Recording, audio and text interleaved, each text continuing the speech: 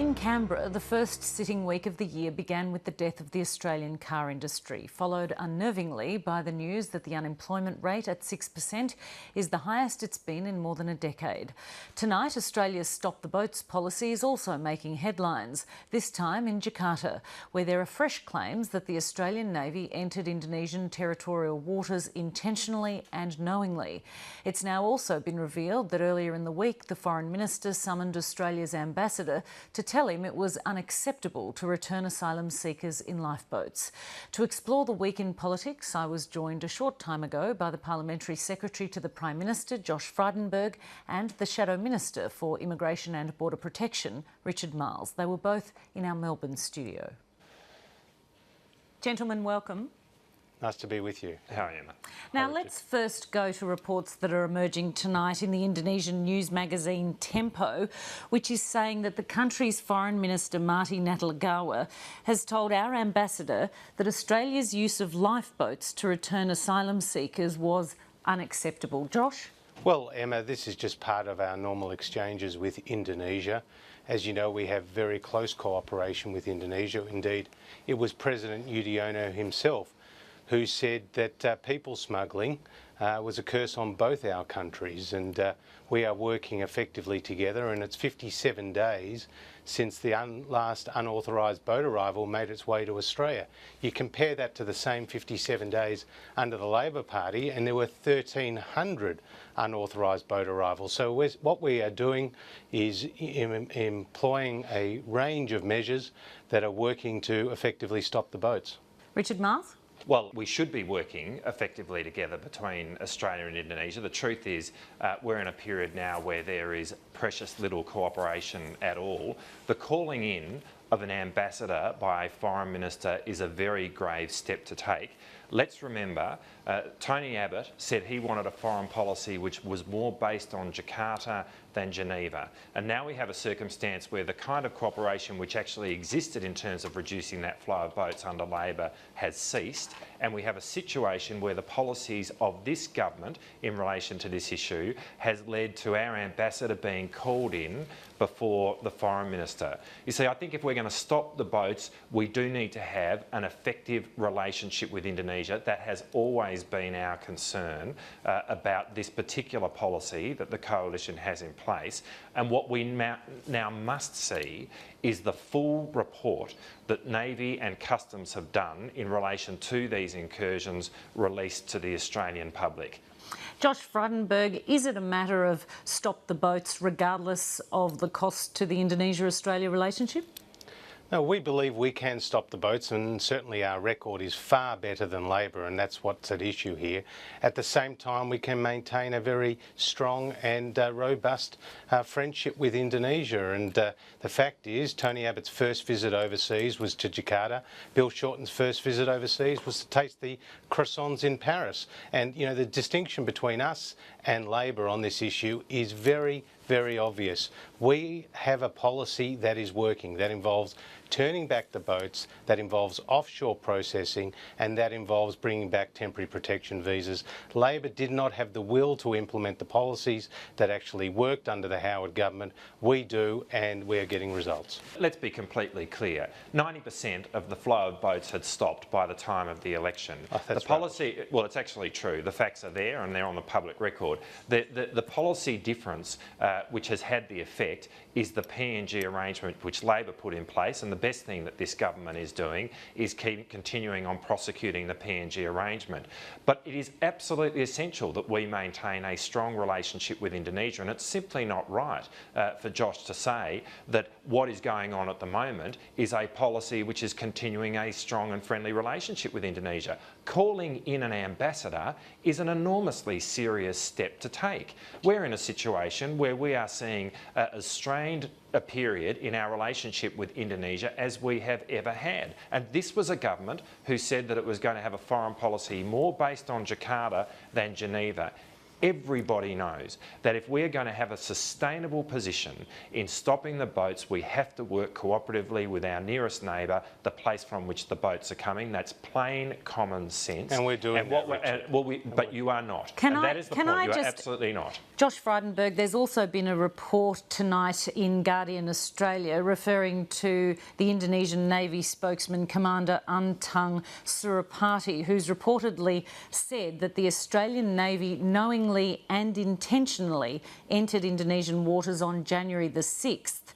Now, this seems to contradict statements by the head of Operation Sovereign Borders, Lieutenant General Angus Campbell, that those incursions, of which there have been several, had been unintentional. Well, there has been an unreserved apology by Australia to Indonesia for what is unintentional incursions, and the inquiry was launched, and we are very confident that this will not happen again. But, you know, the person who is strained here is Richard Marles, because he knows that on Labor's watch there were 50,000 unauthorised boat arrivals. More than 1,000 people tragically lost their lives at sea, Emma, and there was an $11 billion budget blowout. We make no apologies for the tough measures that we're taking.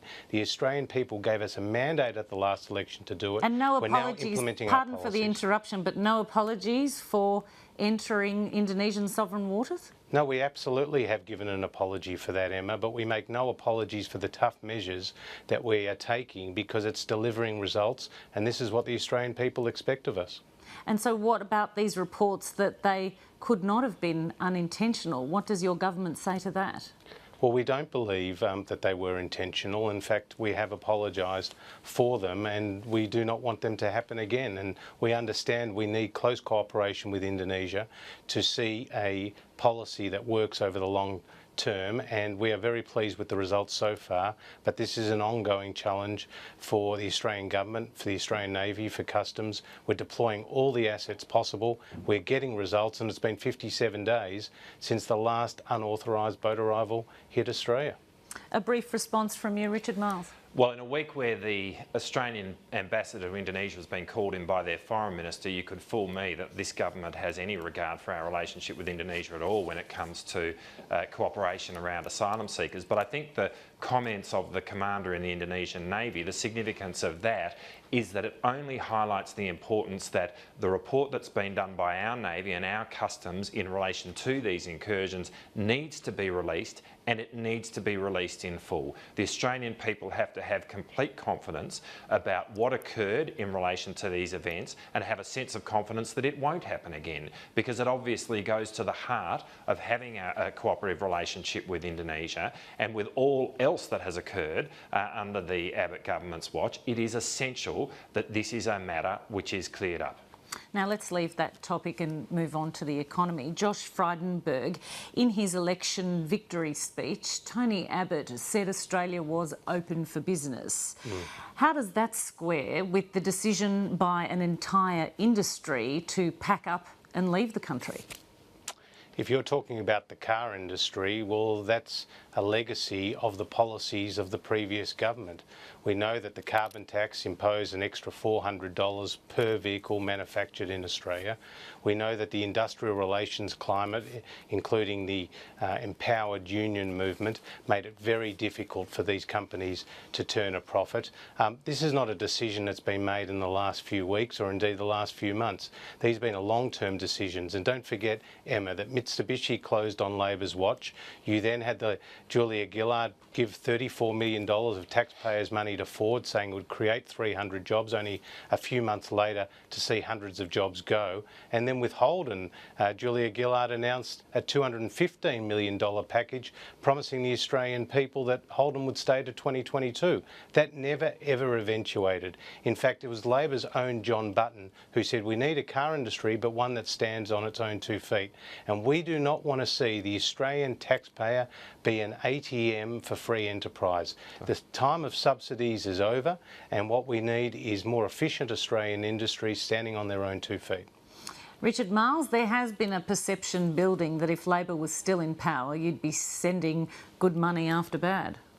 Well, that's completely wrong. If Labor was in power, I firmly believe that the car industry would be here today. And this is not about Labor's policies. I mean, the government, it's part of their talking points to say carbon tax at every opportunity, but that's certainly not been spoken of by any of the car companies in the decisions that they've made. And frankly, the attempt to blame all of this on working people is shameful. And we saw the very extraordinary situation during the week of Toyota specifically coming out and making clear, against what Joe Hockey has said, that they have the utmost regard for their workforce, and it was not a factor in the decision that they ultimately took.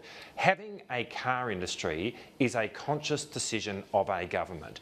In every country where there is a car industry, it is in effect a public-private partnership. Now, those last comments that you heard from Josh Frydenberg said everything about the attitude of this government. They do not want to be a partner in the industry, in the car industry, and indeed it sends a frightening warning about the future of manufacturing in this country more generally. And you're absolutely right, Emma, in your original question. Tony Abbott suggesting that Australia is open for business. When you look at the decision that was made in relation to GrainCorp, it was specifically a decision to say we are closed for business, and for those businesses that are operating within this environment, such as the car industry, they are now being kicked offshore. That's what Tony Abbott is doing. Can I just say, Emma, Richard's got a bit of convenient amnesia here, because Max Yasuda, the head of Toyota, went out on the front page of the Financial Review and said industrial relations was a problem for their company. Just weeks before their announcement, they were in the federal court trying to change the enterprise agreement to try to get a better deal for the company. Holden talked about the carbon tax. The fact is, Mitsubishi closed under your watch. Richard, you're in denial about this issue. Think about the long-term interests of the taxpayers, not just the union movement. Well, let's talk about the long-term interests of Australian workers, Josh Frydenberg. Tony Abbott said a coalition government would create 1 million jobs within 5 years. Is that still a core promise? Absolutely, and in fact, you know, the unemployment has ticked up to 6% just this week, and the unemployment figures are an actual economic indicator that lags behind, you know, the rest of the economy. And the fact is, it's the policies of the last 6 years, Emma, not the last 6 months, that have been responsible for that uptick in the unemployment numbers. Because when Labor took office, unemployment was 4.4%. Then when they left off, it was 5.7%, and they predicted it to go to 6.25%. We do not want to go to the bad years of the Keating government, where unemployment nearly hit 11%. That's why we're introducing a whole lot of policies like getting rid of the carbon tax, the mining tax, reintroducing the Australian Building and Construction Commission, getting rid of $1 billion of red and green tape. In fact, Greg Hunt has approved more than $400 billion of investment projects just in the 5 to 6 months we've been in office. So we're getting on with business. We want to supercharge the economy, and the way we can do that is to shrink the size of government, not to expand it. Richard Marles? We led a government which during the global economic crisis saw an increase in the amount of employment in Australia, an increase in the amount of employment, where our OECD counterparts actually saw employment decline. What we did in relation to employment during the global economic crisis stood out in the world in terms of being best practice in keeping jobs. What we've seen since Tony Abbott has come to power is a government which is utterly indifferent to fighting for Australian jobs. They have no heart when it comes to that. They have let the car industry go. They have made the conscious decision that they don't want it as part of our economy, and the effect that that is going to have more broadly on manufacturing is truly fearful. Now, in that context, where we see the largest manufacturing hemorrhage that we have in Australia's economic history, where we see an industry which has been in our country since the 1920s pack up and leave, to suggest that Tony Abbott is going to be able to create 1 million jobs in that environment beggars belief. Josh Frydenberg? Look, we're absolutely to repeat the successes of the Howard government. In the nearly 12 years that John Howard and Peter Costello were controlling the Australian economy, we created more than 2 million new jobs, a 22% increase in real wages. Unemployment and inflation were at 3-decade-year lows. I mean, we've done this before, Emma. We've got the wherewithal, we've got the personnel, and we've got the policies to actually deliver the growth and the employment for the Australian people that Labor never did, and that when we were last in government, we did, and we'll do it again. Well, global circumstances are a bit different now, and to keep manufacturing going, well, they are. I mean, there was a thing called the global economic crisis. It did actually happen, even though the Liberals seek to deny that. And to keep manufacturing going in Australia today now is going to require a government which is prepared to fight for Australian jobs, and that is certainly not the government we have with Tony Abbott. Unfortunately, we have to leave it there, gentlemen. Thank you both very much. Thank you. Thanks, Emma. Thanks, Richard. Thanks, Josh.